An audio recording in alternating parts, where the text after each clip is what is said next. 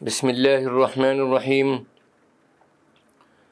الحمد للہ رب العالمین نحمده ونستعینه ونستغفره ونؤمن به ونتوکل علیہ ونعوذ باللہ من شرور انفسنا ومن سیئات اعمالنا من يهده اللہ فلا مضل له ومن يضلله فلا هادي له ونشهد أن لا إله إلا الله وحده لا شريك له ونشهد أن سيدنا ونبينا وحبيبنا ومولانا محمدا عبده ورسوله صلى الله تعالى عليه وعلى آله وأصحابه وأزواجه وذرياته وجميع أهل بيته وبارك وسلم تسليما كثيرا كثيرا.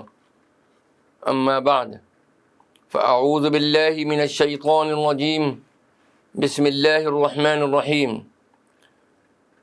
رب زدني علما وألحقني بالصالحين.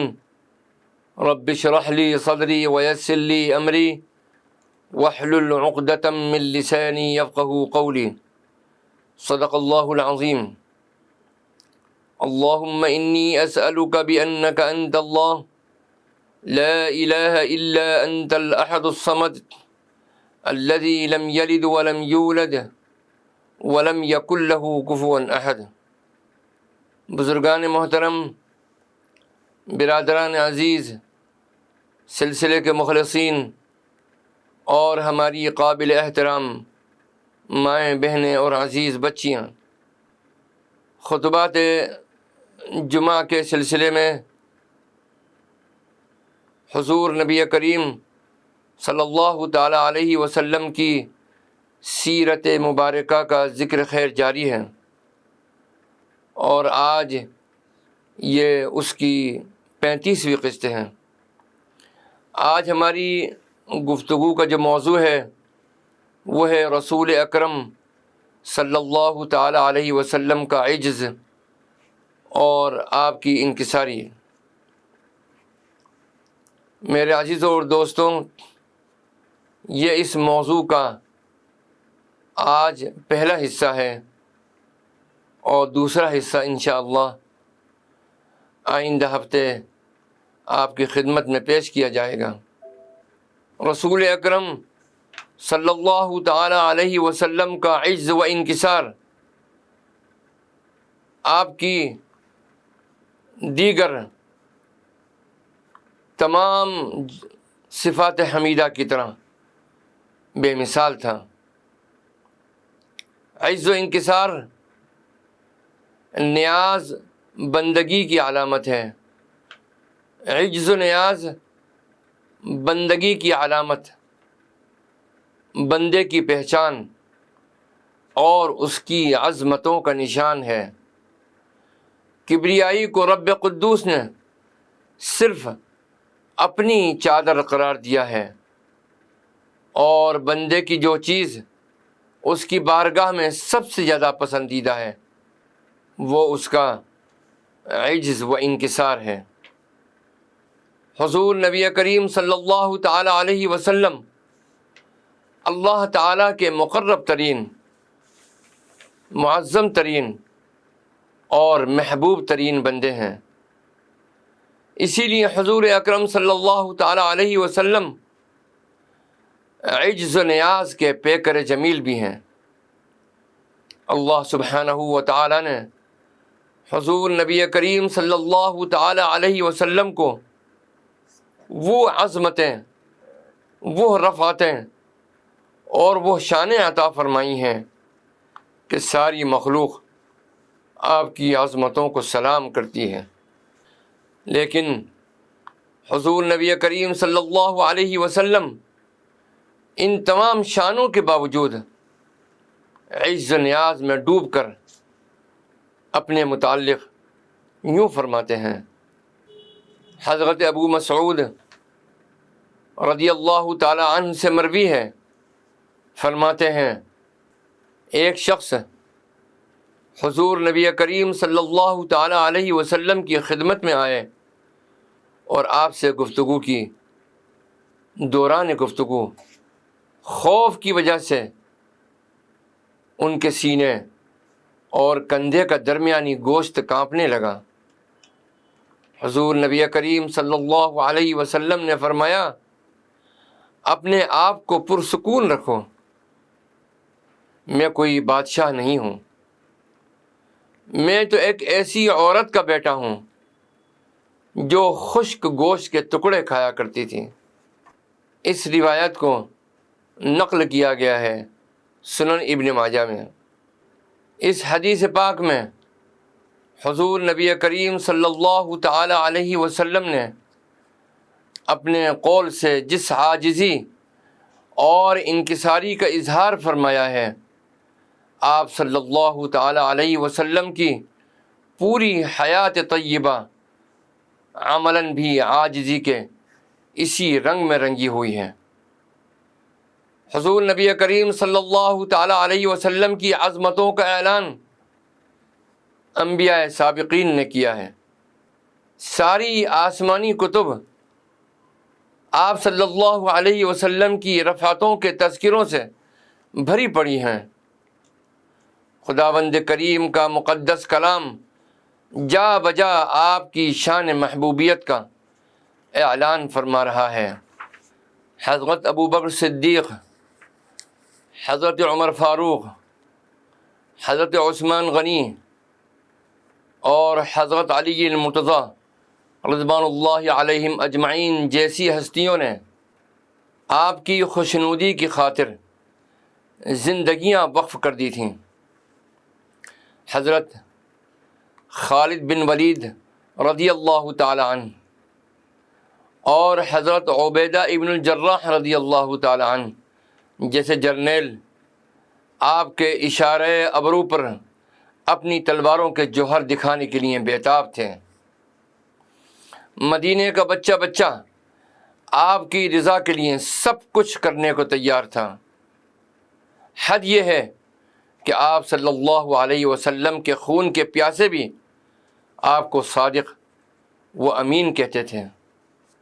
جس شخص کے پاس کچھ نہ ہو، عاجزی اس کی مجبوری ہوتی ہے، لیکن اتنی عظیم شان حاصل ہونے کے باوجود عاجزی کو اپنا اوڑھنا بچھونا بنانا خدا کے حبیب صلی اللہ تعالی علیہ وسلم کی شان مبارک ہو سکتی تھی۔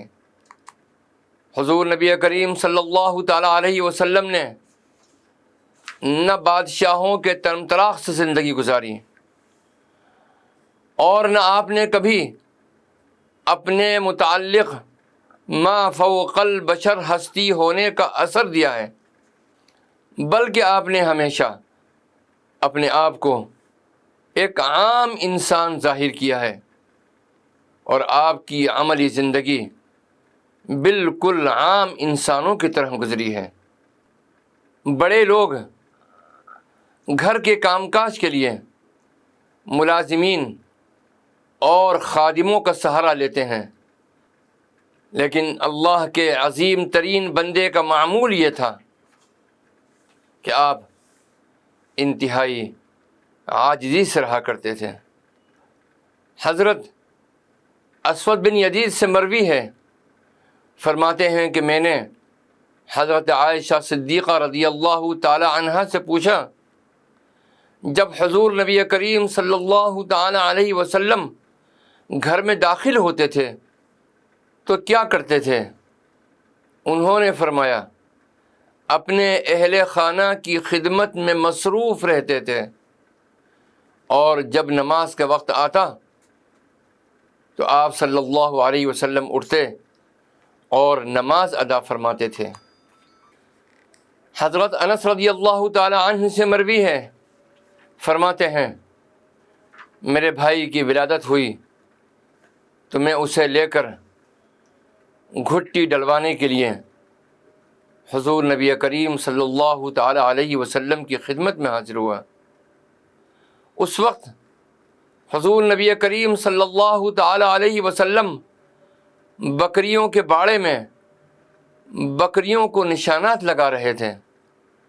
راوی کہتے ہیں میرا گمان ہے کہ حضرت انس رضی اللہ تعالیٰ عنہ نے فرمایا کہ حضور صلی اللہ علیہ وسلم بکریوں کے کانوں پر نشان لگا رہے تھے۔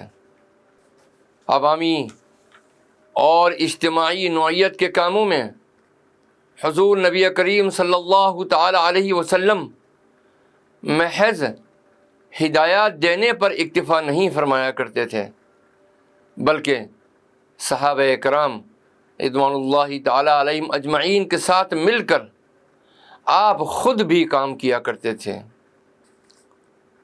حضرت عائشہ صدیقہ رضی اللہ تعالی عنہ حضور صلی اللہ تعالی علیہ وسلم کے سفر ہجرت کی طویل حدیث میں فرماتی ہیں، وطفق رسول اللہ صلی اللہ علیہ وسلم ينقل معه اللبن فی بنیانہ، اور حضور نبی کریم صلی اللہ تعالی علیہ وسلم صحابہ کرام رضوان اللہ علیہم اجمعین کے ساتھ مسجد کی تعمیر کے لیے اینٹیں اٹھا اٹھا کر لانے لگے۔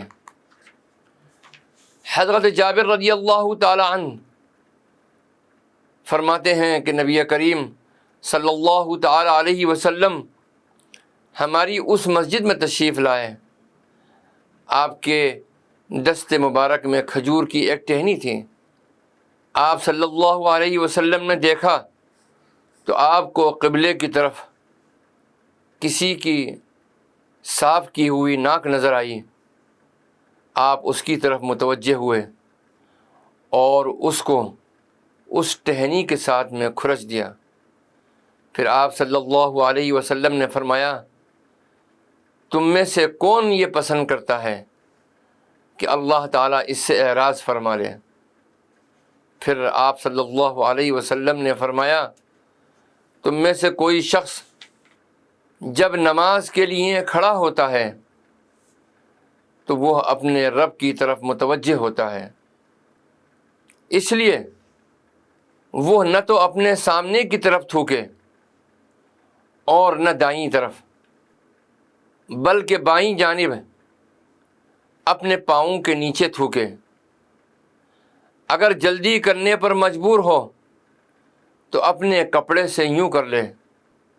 آپ صلی اللہ علیہ وسلم نے اپنا کپڑا منہ پر رکھا اور اسے مل دیا، پھر فرمایا، مجھے خوشبو پکڑاؤ۔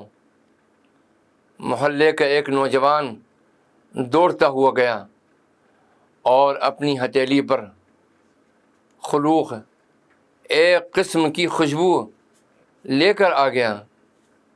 حضور صلی اللہ علیہ وسلم نے اس خوشبو کو پکڑا اور اسے کھجور کی ٹہنی کے سرے پر رکھا اور اس کو اس جگہ پر لگا دیا جہاں پر ناک کا اثر تھا۔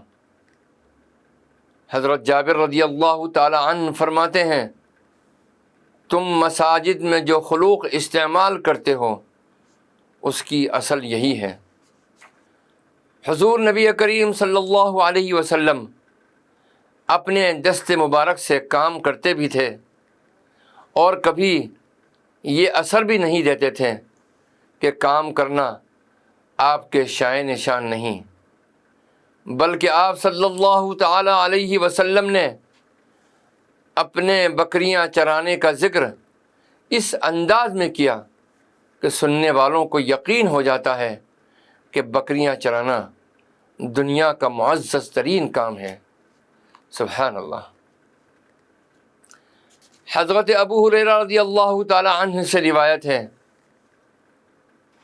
فرماتے ہیں کہ نبی کریم صلی اللہ تعالی علیہ وسلم نے ارشاد فرمایا، اللہ تعالیٰ نے جس نبی کو بھی مبعوث فرمایا اس نے بکریاں چرائیں۔ صحابہ کرام رضوان اللہ علیہم اجمعین نے عرض کیا کہ یا رسول اللہ، آپ نے بھی بکریاں چرائی ہیں؟ آپ صلی اللہ علیہ وسلم نے فرمایا، ہاں، میں چند قیرات کے عوض مکے والوں کی بکریاں چرایا کرتا تھا۔ حضرت جابر بن عبداللہ رضی اللہ عنہما سے مروی ہے، فرماتے ہیں ہم حضور نبی کریم صلی اللہ تعالیٰ علیہ وسلم کی معیت میں مر الزہران کے مقام پر تھے. ہم پیلو چن رہے تھے کہ حضور نبی کریم صلی اللہ علیہ وسلم نے فرمایا ان میں سے صرف سیاہ پیلو چننا. ہم نے عرض کیا یا رسول اللہ گویا آپ بکریاں چراتے رہے ہیں. حضور نبی کریم صلی اللہ علیہ وسلم نے فرمایا ہاں، اور کیا کوئی ایسے نبی بھی تھے جنہوں نے بکریاں نہ چرائی ہوں؟ یا حضور نبی کریم صلی اللہ علیہ وسلم نے اس سے ملتی جلتی بات فرمائی. او کما قال علیہ الصلاۃ والسلام. حضور نبی کریم صلی اللہ تعالی علیہ وسلم کی نشست و برخاست اور کھانا پینا سب کچھ عام انسانوں جیسا تھا. ہر چیز سے عاجزی ٹپکتی تھی اور ظاہر ہوتی تھی، اور کہیں خود پسندی یا کبر و نخوت کا نام و نشان تک نہ تھا. حضرت عبداللہ ابن عمرو رضی اللہ عنہ سے مروی ہے، فرماتے ہیں حضور نبی کریم صلی اللہ تعالی علیہ وسلم کی خدمت میں میرے روزوں کا ذکر ہوا تو آپ صلی اللہ علیہ وسلم میرے پاس تشریف لائے. میں نے آپ کی خاطر ایک تکیہ بچھایا جس میں کھجور کی چھال بھری ہوئی تھی. حضور صلی اللہ علیہ وسلم زمین پر بیٹھ گئے اور وہ تکیہ آپ صلی اللہ علیہ وسلم کے اور میرے درمیان رہ گیا. حضرت عبداللہ ابن عمرو رضی اللہ تعالی عنہ سے مروی ہے، فرماتے ہیں حضور نبی کریم صلی اللہ تعالی علیہ وسلم کو کبھی تکیہ لگا کر کھانا کھاتے ہوئے نہیں دیکھا گیا، اور نہ کبھی دو آدمی آپ کے پیچھے پیچھے چلے. حضرت عبداللہ ابن بصر رضی اللہ تعالی عنہ سے مروی ہے، فرماتے ہیں حضور نبی کریم صلی اللہ تعالی علیہ وسلم کی خدمت میں بکری تحفتاً پیش کی گئی. حضور نبی کریم صلی اللہ تعالی علیہ وسلم گھٹنوں کے بل بیٹھ کر اسے تناول فرمانے لگے. ایک اعرابی نے کہا یہ بیٹھنے کا کون سا انداز ہے؟ حضور صلی اللہ علیہ وسلم نے فرمایا رب قدوس نے مجھے ایک اچھا بندہ بنایا ہے، اس نے مجھے جابر اور سرکش نہیں بنایا. حضرت ابو امامہ رضی اللہ تعالی عنہ سے مروی ہے، فرماتے ہیں حضور نبی کریم صلی اللہ تعالی علیہ وسلم ایک شدید گرمی کے دن بقیع الغرقد کی طرف تشریف لے جا رہے تھے. لوگ آپ کے پیچھے پیچھے چل رہے تھے. جب حضور نبی کریم صلی اللہ تعالی علیہ وسلم نے اپنے پیچھے قدموں کی آواز سنی تو آپ صلی اللہ علیہ وسلم نے اس کو اپنے دل میں محسوس کر لیا اور بیٹھ گئے، حتیٰ کہ لوگوں کو آگے گزر جانے دیا، تاکہ اس طرح لوگوں کے پیچھے چلنے سے آپ کے دل میں کبر کا شائبہ تک پیدا نہ ہو. حضرت جابر بن عبداللہ رضی اللہ عنہما سے مروی ہے، فرماتے ہیں کہ جب حضور نبی کریم صلی اللہ تعالی علیہ وسلم چلتے تھے تو صحابہ کرام رضوان اللہ علیہم اجمعین آپ کے آگے آگے چلتے تھے اور آپ کی پشت کو ملائکہ کے لیے خالی چھوڑ دیتے تھے. حضرت ابو ہریرہ رضی اللہ تعالی عنہ سے مروی ہے، فرماتے ہیں کہ حضور نبی کریم صلی اللہ تعالی علیہ وسلم نے کبھی کھانے میں عیب نہیں نکالا. پسند ہوتا تو کھا لیتے ورنہ چھوڑ دیتے.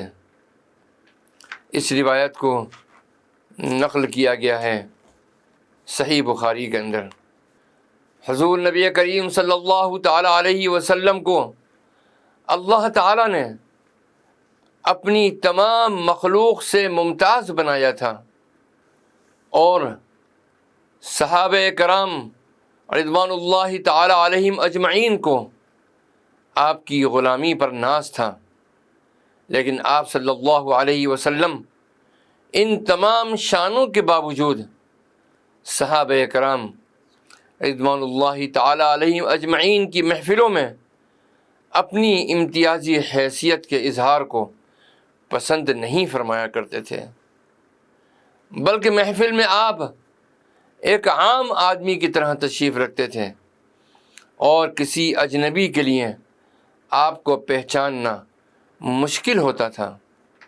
حضرت ابو ہریرہ رضی اللہ تعالی عنہ سے مروی ہے، فرماتے ہیں حضور نبی کریم صلی اللہ تعالی علیہ وسلم صحابہ کرام رضوان اللہ علیہم اجمعین کے درمیان بیٹھا کرتے تھے۔ کوئی اجنبی شخص آتا تو اس کو پتہ نہیں چلتا تھا کہ حضور نبی کریم علیہ الصلاۃ والسلام کون ہے۔ ہم نے حضور نبی کریم علیہ الصلاۃ والسلام کی خدمت میں گزارش کی کہ ہمیں اجازت دی جائے کہ ہم آپ کے لیے ایک مخصوص نشست گاہ بنا دیں، تاکہ آپ کو کوئی اجنبی حاضر خدمت ہو تو وہ آپ کو پہچان سکیں۔ اجازت ملنے پر ہم نے آپ کی خاطر مٹی کا ایک چبوترا بنا دیا۔ آپ صلی اللہ علیہ وسلم اس پر تشریف رکھتے تھے اور ہم آپ کے ارد گرد بیٹھتے تھے۔ بزرگوں کا احترام حضور نبی کریم علیہ الصلاۃ والسلام کی تعلیمات میں شامل ہے۔ انصار کے سردار حضرت سعد بن معاذ رضی اللہ تعالی عنہ کے آنے پر حضور نبی کریم صلی اللہ تعالی علیہ وسلم نے انصار کو ان کی تعظیم کے لیے کھڑا ہونے کا حکم دیا تھا، لیکن اپنے لیے صحابہ کرام رضوان اللہ تعالی علیہم اجمعین کے تعظیماً کھڑا ہونے کو از راہ تواضع آپ نے پسند نہیں فرمایا۔ حضرت ابو امامہ باہلی رضی اللہ تعالی عنہ سے مروی ہے، فرماتے ہیں نبی کریم صلی اللہ تعالی علیہ وسلم عصا کے سہارے ہمارے پاس تشریف لائے۔ جب ہم نے حضور نبی کریم علیہ الصلاۃ والسلام کو دیکھا تو ہم تعظیماً کھڑے ہو گئے۔ اس پر آپ صلی اللہ علیہ وسلم نے فرمایا، تم وہ کام نہ کیا کرو جو اہل فارس اپنے سرداروں کے ساتھ کیا کرتے تھے۔ ہم نے عرض کیا کہ یا رسول اللہ، اگر آپ ہمارے لیے دعا فرمائیں تو کتنا اچھا ہو۔ آپ صلی اللہ علیہ وسلم نے یہ دعا کی، اے اللہ ہماری مغفرت فرما، ہم پر رحم فرما، ہم سے راضی ہو جا، ہماری عبادات قبول فرما، ہمیں جنت میں داخل فرما، اور ہمیں آگ سے بچا، اور ہمارے تمام معاملات کی اصلاح فرما دے۔ راوی کہتے ہیں گویا ہم چاہتے تھے کہ آپ ہمارے لیے مزید دعا فرمائیں، تو آپ صلی اللہ علیہ وسلم نے فرمایا، کیا اس دعا میں نے تمہارے معاملات کو جمع نہیں کر دیا؟ جس طرح حضور نبی کریم علیہ الصلاۃ والسلام کے کھانے پینے اور نشست و برخاست پر تواضع و عاجزی کا رنگ غالب ہوتا تھا، اسی طرح آپ کا سفر بھی عاجزی کا عمدہ نمونہ ہوا کرتا تھا۔ حضرت انس بن مالک رضی اللہ تعالی عنہ سے مروی ہے، فرماتے ہیں کہ حضور نبی کریم صلی اللہ تعالی علیہ وسلم مریض کی عیادت فرماتے تھے، جنازے کے ساتھ تشریف لے جاتے تھے، غلاموں کی دعوت قبول فرماتے تھے اور دراز گوشت پر سواری فرمایا کرتے تھے۔ قریظہ اور نذیر کے خلاف کارروائی کے موقع پر آپ صلی اللہ علیہ وسلم دراز گوشت پر سوار تھے، اور خیبر کے دن بھی آپ دراز گوشت پر سوار تھے، جس کی لگام کھجور کی چھال کی رسی سے بنی ہوئی تھی، اور آپ صلی اللہ علیہ وسلم کے نیچے کھجور کی چھال کا بنا ہوا پالان تھا۔ یہاں حدیث مبارکہ میں دراز گوشت سے مراد اونٹ ہے، اونٹ کی سواری ہے۔ حضرت ابو امامہ رضی اللہ تعالی عنہ فرماتے ہیں کہ ایک عورت مردوں سے بے حیائی کی باتیں کیا کرتی تھی اور بہت بے باک اور بدکرام تھی۔ ایک مرتبہ وہ حضور صلی اللہ علیہ وسلم کے پاس سے گزری اور حضور نبی کریم علیہ الصلاۃ والسلام ایک اونچی جگہ پر بیٹھے ہوئے سرید تناول فرما رہے تھے۔ اس پر اس عورت نے کہا، انہیں دیکھو، ایسے بیٹھے ہوئے ہیں جیسے غلام بیٹھتا ہے، ایسے کھا رہے ہیں جیسے غلام کھاتا ہے۔